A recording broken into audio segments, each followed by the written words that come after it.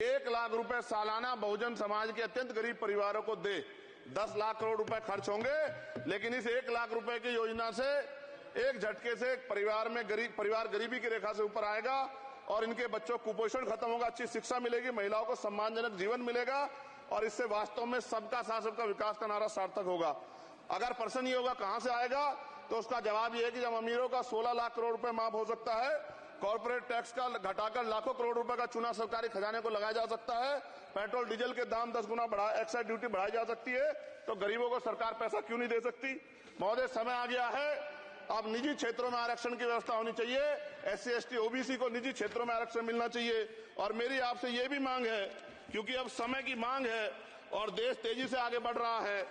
तो मैं कहूंगा कि सरकार का जो सबका साथ सबका विकास का नारा लगभग वो असत्य महसूस होता है, क्योंकि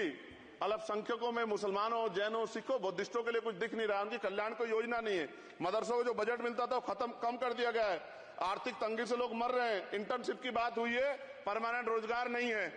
और दिल्ली में क्या हुआ बच्चों के साथ कल, उनकी सुरक्षा की जिम्मेदारी क्या है, वो आए तो बनने थे IAS IPS और बन क्या गए, लाशें बन के गए, यहां से कोई ध्यान नहीं दे रहा है, किसी की नजर नहीं है। साथ साथ मैं आपसे ये भी आग्रह करूंगा कि हम ग्रामीण क्षेत्रों से आए लोग देश से बड़ा प्रेम करते हैं और हम ये महसूस करते हैं कि सरकारें हमें सुनेंगी, सरकारें हमारे बारे में सोचेंगी, लेकिन ऐसा महसूस हो जाता है आजादी के 75 साल बाद, और जिसको अमृतकाल कहा जा रहा है, आज भी SC ST OBC के लोगों पर अत्याचार हो रहा है। अभी